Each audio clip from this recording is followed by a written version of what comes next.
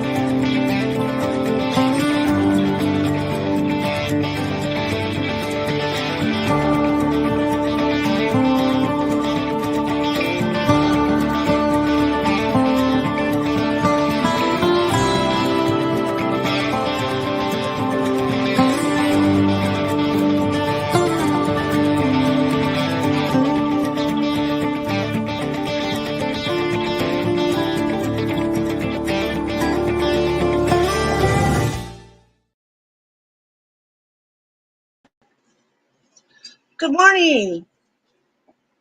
Let's give everybody a couple of minutes to come in.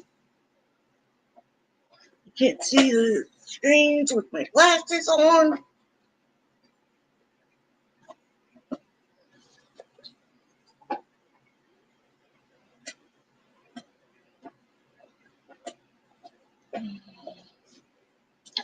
I might need to get new glasses because I can't see.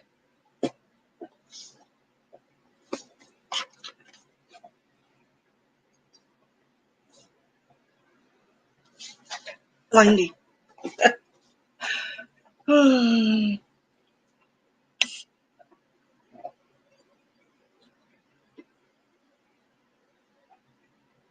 Thank you, Lily. All right, let's get on into the meeting. Welcome, I'm Sandra, and I'm an alcoholic.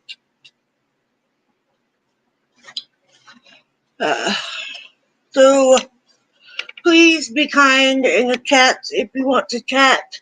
Some people do not like to chat because they don't want other people knowing their business, which is fine. All I ask is just hit the like button and subscribe. You never know, it might help you help someone else.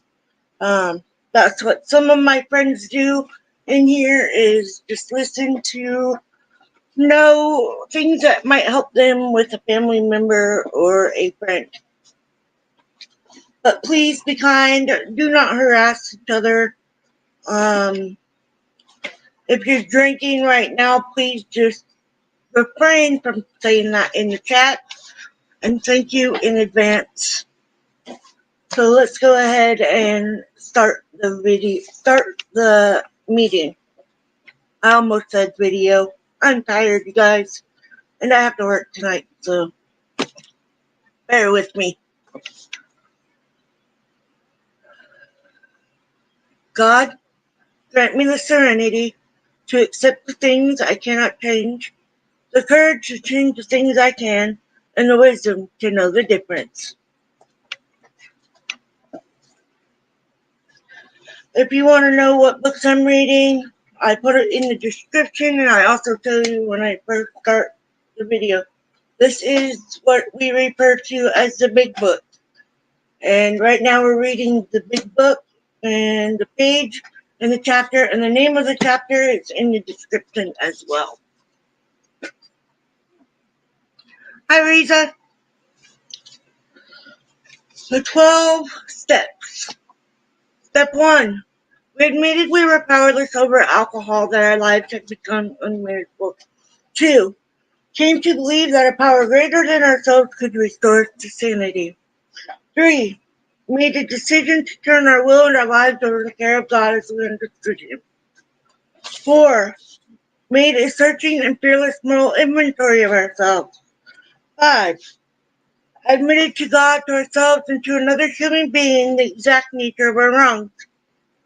6. We're entirely ready to have God remove these defective characters. 7. Humbly ask Him to remove our shortcomings. 8. Made a list of all persons we had harmed and become willing to make amends to them all. Hi, Ivan. 9. May direct them to such people wherever possible, except when to do so would injure them or others. 10. Continue to take personal inventory and when wrong, promptly admit it. Hello, Van Girl. Hey, Mike.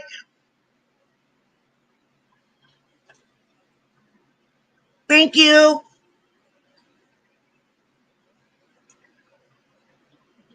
Okay, 11. Talk through prayer and meditation to improve our conscious contact with God as we understood Him, praying only for knowledge of His will for us and the power to carry that out.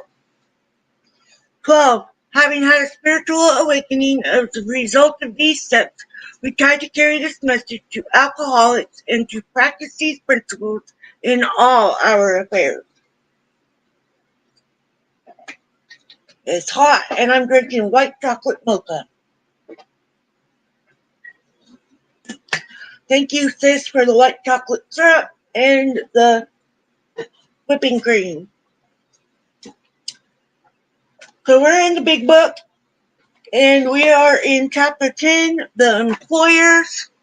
I know plenty of people that go and tell their employers that they are an alcoholic. This is what I'm just saying. I'm not reading it right this second. Some employers completely understand, others do not. So, mine always have. So, chapter 10 to employers. Among many employers nowadays, we think of the world of we think one member who has spent much of his life in the world of big business. He has hired and fired hundreds of men. He knows the alcoholic as the employer sees him. His present views ought to improve exceptionally.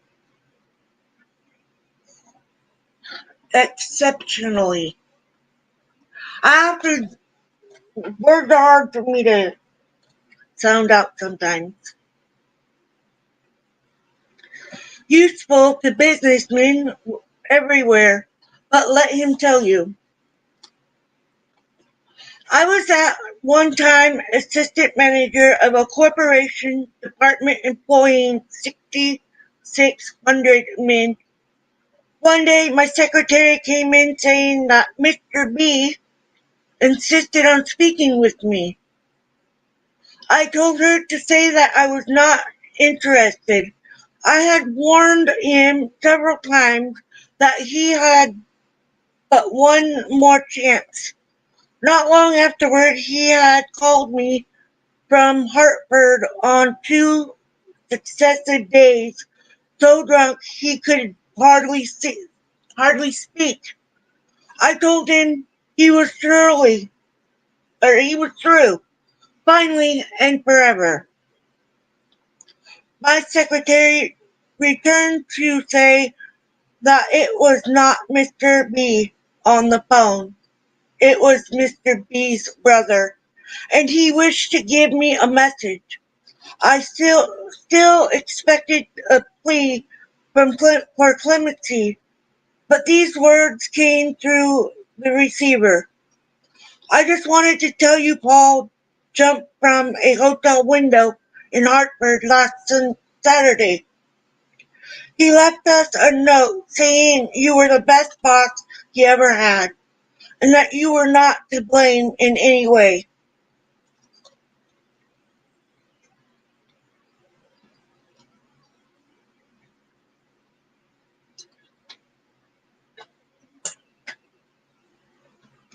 Another time, as I opened a letter which lay on my desk, a newspaper clipping fell out.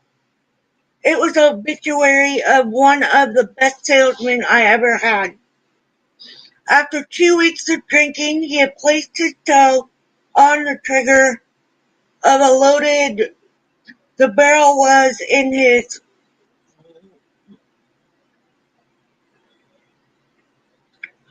I had discharged him for drinking 6 weeks before.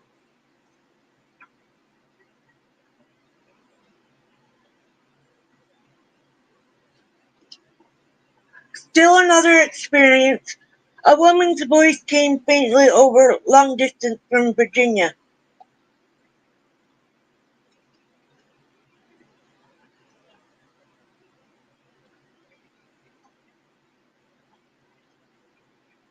She wanted to know if her husband's company insurance was still in force. 4 days before he had hanged himself in his woodshed, I had been obliged to discharge him for drinking, though he was a brilliant, alert, and one of the best organizers I have ever known.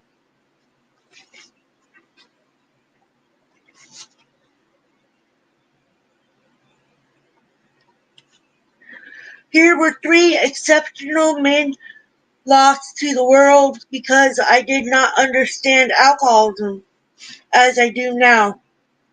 What irony!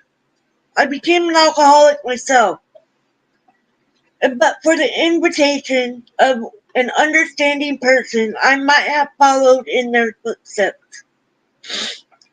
My downfall cost the business community unknown thousands of dollars, for it takes real money to train a man for an executive position.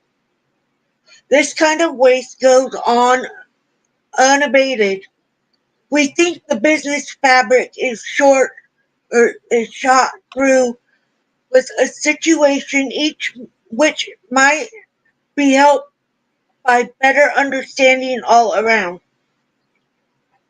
Nearly every modern employer feels a moral responsibility for the well-being of his health, and he tries to meet these responsibilities that he has not always done so far, for the alcoholic is easily understood. To him, the alcoholic has often seemed a fool of the first magnitude because of the employee's special ability or of his own strong personal attachment to him. The employer has sometimes kept such a man at work long beyond a reasonable period. Some employers have tried every known remedy. In only a few instances has there been a lack of patience and tolerance. And we who have imposed on the best of employers can scarcely blame them if they have been short with us. Here, for instance, is a typical example. An officer of one of the largest banking institutions in America is no longer drink, or I no longer drink. One day, he told me about an executive of the same bank who, for his from his description, was undoubtedly alcoholic. This seemed to me like an opportunity to be helpful.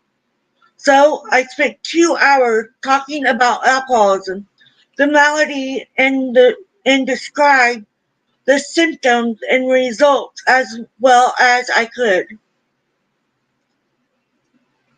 His comment was, "Very interesting, but I'm not sure this man is done drinking. He has just returned from a 3-month leave of absence, has taken a cure like looks fine, and to clinch the matter, the board of directors told him this was his last chance." The only answer I could make was that if the man followed the usual pattern, he would go on a bigger bust than ever. I felt this was inevitable and wondered if the bank was doing the man an injustice Why not bring him into contact with some of our alcoholic crowd? He might have a chance. I pointed out that I had nothing to drink whatever for 3 years, and this in the face of difficulties that would have made 9 out of 10 men drink their heads off. Why not at least afford him an opportunity to hear my story? Oh, no, said my friend. This chap is either through with liquor or he is minus a job. If he has your willpower and guts, he will make the grade. I wanted to throw up my hands in discouragement, for I saw that I had failed to help my banker friend understand. He simply could not believe that his brother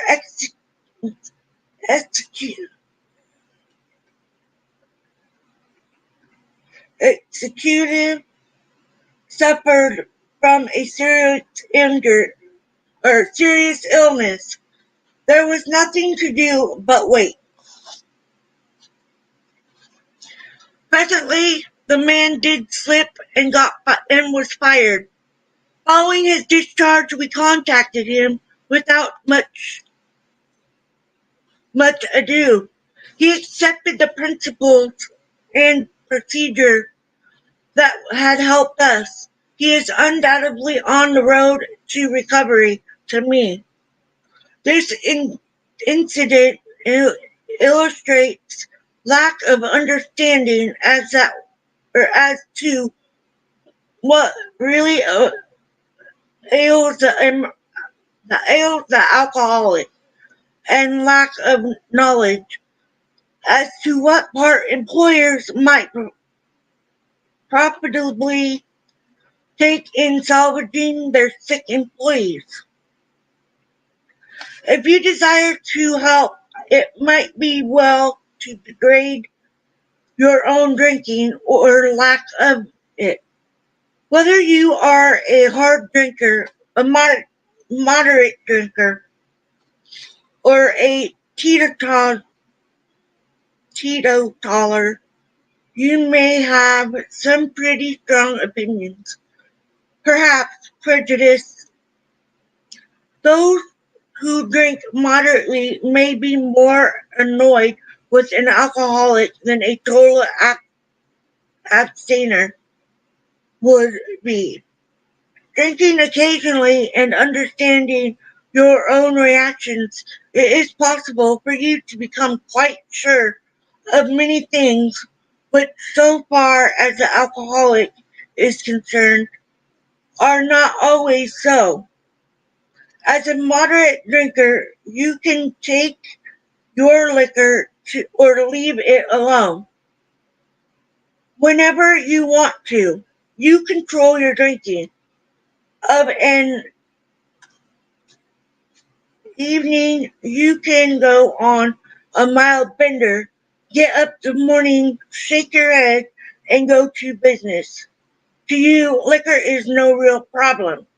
You cannot see why it should be to anyone else, save the spineless and stupid.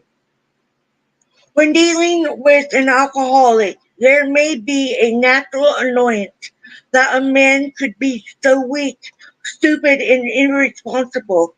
Even when you understand the malady better, you may feel this feeling arising.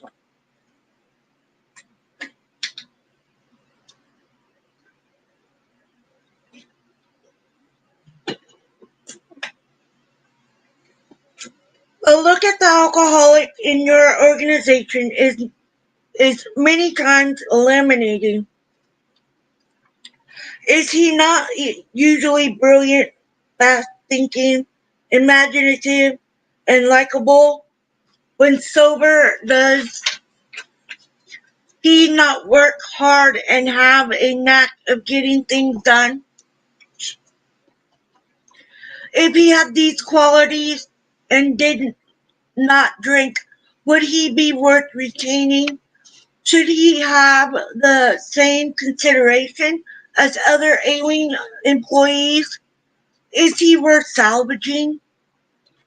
If your decision is yes, whether the reason be humanitarian or business or both, then the following suggestion may be helpful.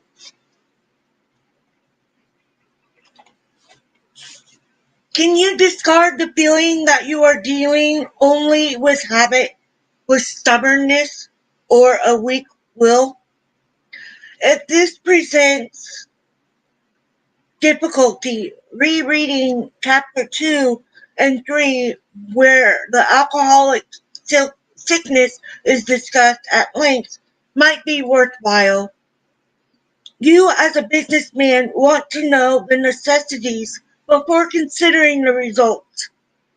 If you can see that your employee is ill, can he be forgiven for what he has done in the past? Can his past absurdities be forgotten? Can it be appreciated that he has been a victim of crooked thinking directly caused by the action of alcohol on his brain? I well remember the shock I received when a prominent doctor in Chicago told me a case where pressure of the spinal fluid actually ruptured the brain. No wonder an alcoholic is strangely irrational. Who wouldn't be with such a fevered brain?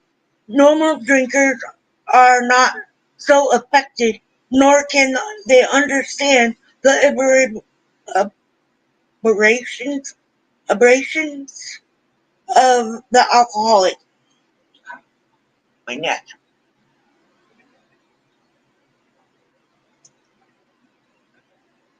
Your man has probably been trying to conceal a number of scrapes, perhaps pretty messy ones.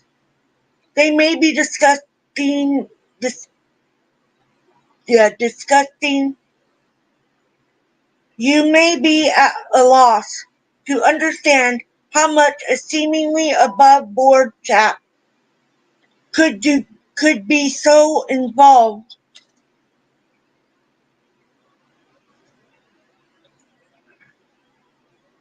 But these scrapes can generally be charged, no matter how bad, to the abnormal action of alcohol on his mind. When drinking or getting over a bout, an alcoholic sometimes the model of honesty when normal will do incredible things afterward. His revulsions will be terrible. Nearly always, these antics indicate nothing more than temporary conditions. This is not to say that all alcoholics are honest and upright when not drinking. Of course, that isn't so, and such people often may impose on you. See in your attempt to understand and help. Some men will try to take advantage of your kindness. If you are sure your man does not want to stop, he may as well be discharged. The sooner the better. You are not doing him a favor by keeping him on. Hiring such an individual may prove a blessing to him. It may be just the jolt he needs. I know to him, their blessing to him. It may be just, okay, I've already read that one. I know in my own particular case that nothing my company could have done would have stopped me for so long I was able to hold my position. I could not possibly realize how serious my situation was. Had they fired me first, and had they then taken steps to see that I was presented with the solution contained in this book? I might have returned to them 6 months later, a well man. But there are many men who want to stop, and with them, you can go far. Your understanding treatment of their cases will pay dividends. I'm gonna stop there for today. These ones are really long chapters, so yeah, still another about 4 or 5 pages. Right. Let's see.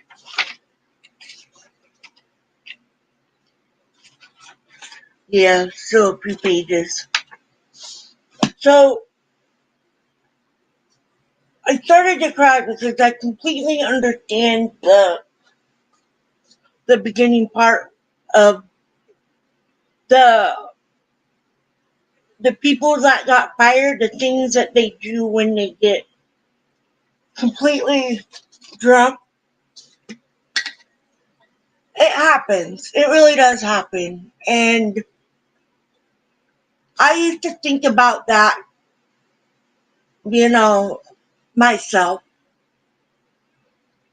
quite often when I was drinking. It's scary, really. And that's why I cried, is because I realized that I couldn't do that. I couldn't put my family through that scenario. At the time I got sober, I was not employed. I couldn't even get a job. But when I got sober, I got a job, and it taught me that I didn't have that alcohol to pick me up and make me, you know, work. I didn't have to have something to cover up my feelings. Um, of course, I was out in nature, so that helped a lot, really. And I started AA. AA has been a complete blessing to me. I don't know where I'd be without them right now. And my sponsor, and my sponsees, and all of you today. Being here, listening to me tell my story, and reading the literature, and it helps me a lot to be able to help others. And that's my main goal. That's my main want, is to help others, and in giving them my gift that I got for free. And you guys helped me out a lot too. Um, I I thought about starting my channel, and I had originally thought about making it nothing but AA, but I do have other parts of my life that I want to share too, so that's why I've got it split. Hawkins Family Adventures and and AA. AA is my passion. Nature is another passion of mine. I enjoy being outside. Um, but when I was drinking all the time, I would hide myself. I didn't put myself out there for employment or anything else. I just made myself feel good for a little while, and then I'd go through the flipping of emotions because I was drunk. Not true feelings, and I'm glad I have real feelings now. I don't have big ones, and AA's taught me a lot. So what I have done since I was first job that I had as an adult, being sober. A matter of fact, I think it was my first year that I was sober. I got sober before I went to AA. I think I was sober like 6 or 8 months. I don't remember. But I was sober before I went to AA. I had a friend say, hey, meet me at AA. I've known this person since I was 16 years old. So I was like, yeah, okay, I'll go with you. I'll meet you there. Awesome. So I did. I've been sober ever since. I got my job close to my hometown as a host, a camp host. I loved it. I did exactly what the employee thing says. I told my employer that I was a recovering alcoholic,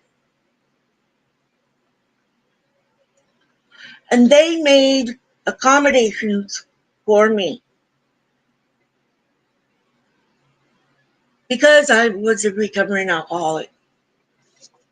I was worried about it when I first said something to them, and they were so totally cool about it. And I actually gained a second sponsor, my second sponsor from this employment. She passed away in December of last year. I really miss her a lot. But anyways, so I told my employer I'm a recovering alcoholic, and they're like, all right, if there's any alcoholic containers and you don't feel safe picking it up, like you might go and drink it, just leave it and somebody else will pick it up. We will have somebody else pick that up for you. I was like, that is so awesome. Really, really awesome. And I've wanted to work since. Um, I was trying to get on SSI, and I got approved for my back pay, and then my husband was supposedly making too much money, so I cannot get my SSI. Ridiculous if you ask me, but whatever. So I have been working off and on really for the past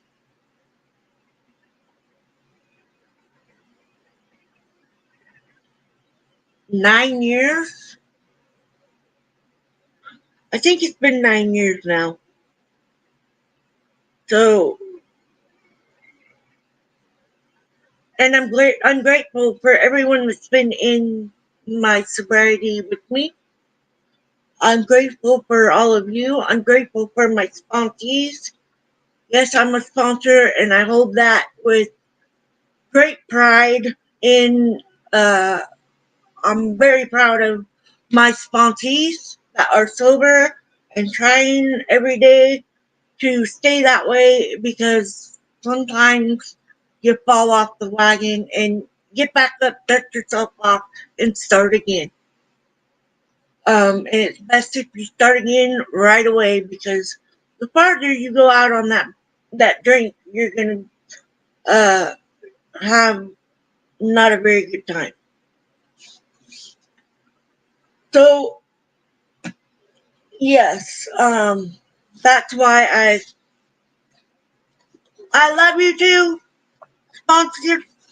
My sponsor's over on the other laptop over here. My dog's resting down on the floor, being good. But yeah, it's some employers do understand and others don't. Um, just know that maybe that next job that you get will understand that you're a recovering alcoholic, or that you need help to become sober. Um, some employers do understand that you have a problem and you need help, and they can help you reach out for that help. So don't give up. Don't give up. You can make it. You got this. You can do it. You can do anything you put your mind to. Put your heart in it.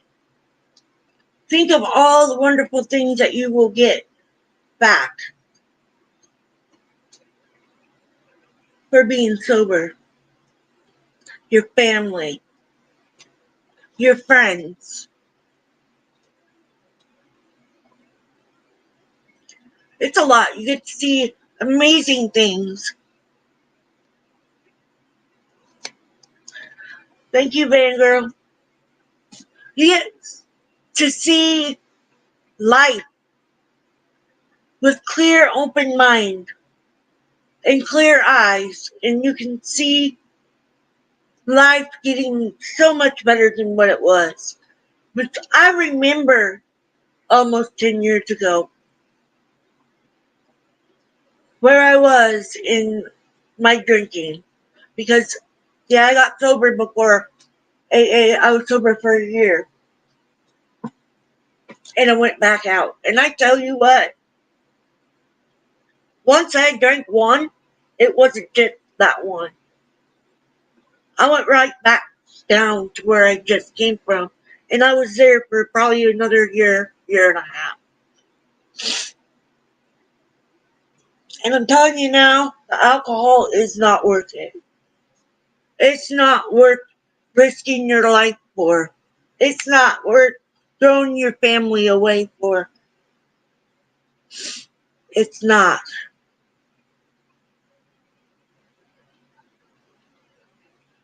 I have gotten to see I don't have any grandkids that I know of. I'm praying for them though. But I've gotten to watch my kids graduate. They graduated late, but they still graduated. And I got to go to their graduations, and I was sober. I've gotten to see them get their employment. I'm so proud of them. Well, Mike needs to get a job, but he's working on it. And Willard is doing excellent. I'm proud of who he has become. He has become a wonderful man, just like his dad and his grandpa's. And he's got that soft heart, like his mama and his mama.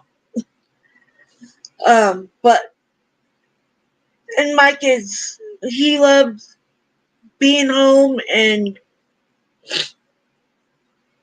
when I need him, he gets me things. It's like, Mike, I appreciate what he does for me because I know I can be a pain in the butt. I don't know if I was supposed to say but. Anyways, I'm going to read the Daily Reflections, which is an app that you can download on your phone, tablet, computer, whatever, Chromebook, whatever you got. That's where I get it. You can read the book. You can listen to the audio book. Some of them I've got. And so it is September 24th. Vigilance.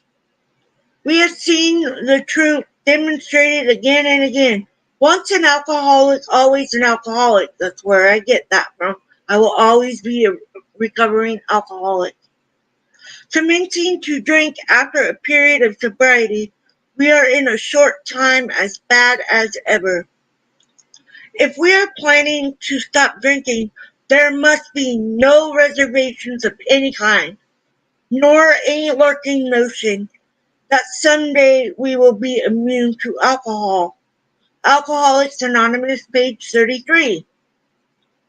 Today I am an alcoholic. Tomorrow I will be no different. My alcoholism lives within me now and forever. I must never forget what I am. Alcohol will surely kill me if I fail to recognize and acknowledge my disease on a daily basis. I am not playing a game in which a loss is a temporary setback.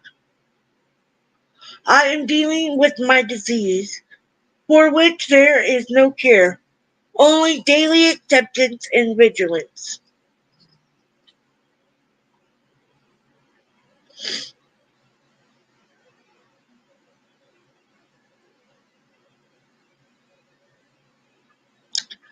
And with that, I'm going to say serenity prayer and let you guys have the rest of your day. I have to be getting ready to go to work pretty soon. So I love you guys. Have a wonderful day. Be kind, stay sober, and love each other, and be safe out there. Love you guys.